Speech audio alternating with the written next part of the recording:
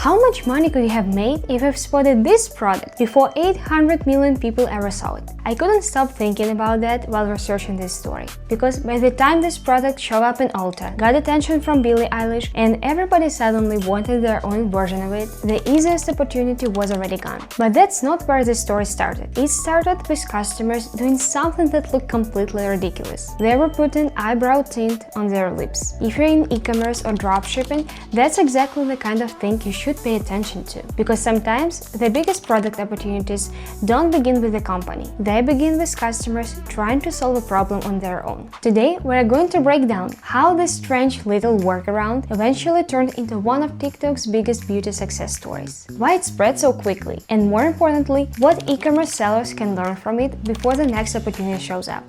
Before we get into the story, let's spend 30 seconds talking about the company itself. Sachu was founded by Sarah Chung, but lip liner Stay N wasn't the product that originally put the brand on the map. Before that, the company was mostly known for stainless steel gua sha. The idea itself wasn't new. Gua sha tools had existed for years. Sarah simply noticed that many people were frustrated with traditional stone versions because they could break, were harder to keep clean, and weren't always the most hygienic option. Stainless steel solved these problems without changing how people already use the product. That turns out to be a pretty good description of how the company thinks. Instead of trying to invent completely new categories, they paid attention to problems people already had and looked for ways to solve them a little better. Which brings us back to the lip liner story. At some point, Sarah noticed people using eyebrow tint as workaround for a long-lasting lip color. Most people probably would laughed, scrolled to the next video, and forgotten about it 5 seconds later. But she didn't. She paid attention to why people were doing it. Nobody suddenly became obsessed with putting eyebrow products on their lips. They were trying to solve a very ordinary problem. Lip liner looked great when you first applied it, but after coffee, lunch, or a few hours of talking, it often didn't look quite as impressive anymore. The fact that so many people were willing to use the wrong product just to get the result they wanted suggested there might be room for something better.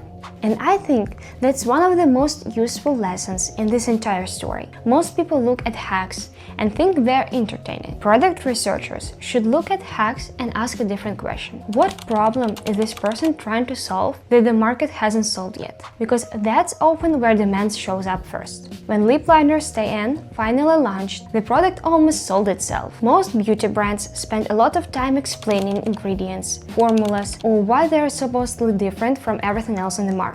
Sachu didn't really have to do that. Almost every video followed the same simple sequence. Someone applied what looked like a dark mask around their lips, waited for it to dry, peeled it off, and revealed a perfectly defined lip line underneath. The transformation did most of the selling. Within a few seconds, even if you're watching without sound, you understood exactly what the product did and why someone might want it. That's one of the reasons TikTok was such a perfect platform for it. Some products need a long explanation before people understand the value. This one didn't. The demonstration and the payoff happened in the same video, usually in less than a minute. And once TikTok Shop entered the picture, seeing the transformation and buying the product became almost one continuous action. People watched the reveal, imagined themselves getting the same result, and product was only one tap away. That's an incredibly powerful combination, and it's one of the reasons the category accelerated so quickly. The next thing that caught my attention was how quickly the product stopped belonging exclusively to beauty TikTok. At first, that was exactly where it lived. People who were already interested in makeup found the product, tried it themselves, filmed their own results, and kept the momentum going.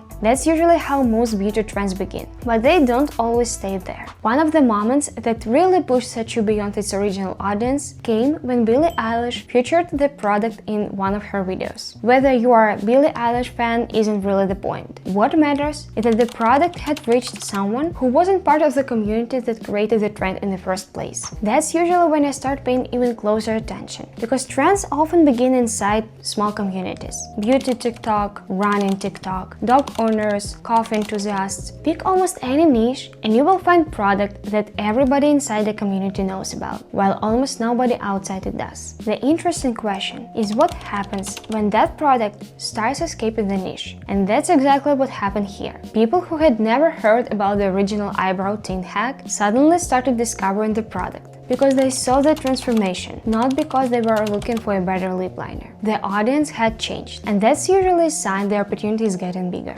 As you'd probably expect, Satcho didn't stay alone for very long. Once the category started growing, Amazon sellers, TikTok shop brands, and established beauty companies all began launching their own versions. That's a story we've already talked about in the Dubai Chocolate and Mighty Patch videos, so I won't spend too much time there. What I find more interesting is what they were actually copying. It wasn't really the brand, it wasn't Sarah, and it definitely wasn't the marketing. They were copying the idea, a peel-off product that gave you a long-lasting lip line in a way that was satisfying to watch and easy to understand. That's an important difference, because when competitors stop copying a specific company and start copying the underlying idea, you are no longer looking at one successful product. You are watching a category form in real time. Eventually, the numbers became impossible to ignore. Reports estimated that the content around the product generated more than 800 million views across TikTok. More creators picked it up, demand kept growing, and eventually, Ulta decided to carry the product nationwide.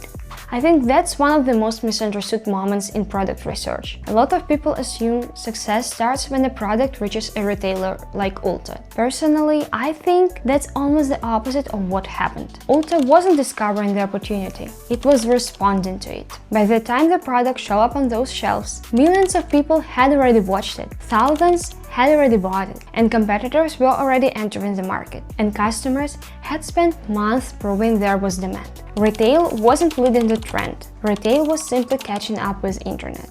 And that's probably the biggest lesson from this entire story. Satcho didn't become successful because someone invented a better lip liner. The story started much earlier. Customers were already trying to solve the problem themselves. One founder paid attention instead of dismissing it as another weird TikTok trend. She built a product around behavior that already existed. The internet made that behavior visible. Demand spread beyond the original niche, and retail followed. Then competitors followed, and eventually an entire category started growing around the same idea. If you are building an e-commerce business, here is a takeaway. The next winning product probably won't look like a winning product at first. It will look like people finding creative ways around the problem that nobody had solved properly yet. So here's something I would actually encourage you to do after this video. Open TikTok, look for hacks that people keep repeating. Ask yourself why they are using the product differently than it was originally intended. Then check what happens next. Is there already a product built specifically for that use case? How popular is it? Are competitors starting to show up? Has it made its way into retail yet? Because once you start looking at products this way, you are no longer guessing, you are collecting evidence. Sometimes you will realize the opportunity is already crowded. Sometimes you will realize there is still plenty of room. And every once in a while, you will come across a workaround that still doesn't have a real product built around it. Those are the ideas that are often worth paying the closest attention to. If you found this breakdown useful, make sure to subscribe. On this channel, we break down real products, real trends, and real customer behavior to understand why certain products take off, and more importantly, how you can recognize those opportunities before they become obvious. And if you haven't seen the Dubai Chocolate or Mighty Patch breakdowns yet, I would recommend watching those next. They are completely different stories, but they will give you a few more frameworks you can use the next time you're researching a product. Now, I would love to hear from you. Have you noticed a workaround recently that made you think, why doesn't a product for this already exist? Drop it in the comments. You might end up giving someone their next winning product idea. I will see you in the next video.